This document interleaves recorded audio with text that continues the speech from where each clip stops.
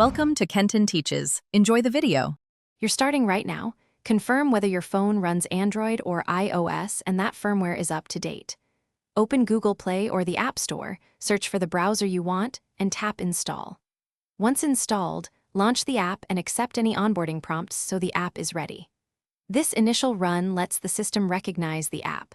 Once done, you'll move immediately to make it the default browser so links open where you expect.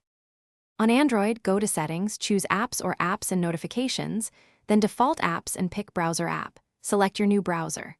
On iOS, open Settings, scroll to the browser's app entry, tap Default Browser App, then choose it. These are the only system-level switches that change where links open. Make sure to restart the phone if the option doesn't appear immediately. Once you set it, test with a link from email or a message to confirm the change. Now verify. Open an email or message and tap a link. It should launch in the browser you selected. If links still open the old app, return to Settings and clear defaults for the old browser, or uninstall and reinstall the new one and repeat the default selection step. If the default option is grayed out, make sure the OS and browser app are updated, then reboot the device. This often resolves permission and registration glitches. If problems persist, reinstalling usually fixes registration with the system. Thanks for watching. Please subscribe if this video was helpful.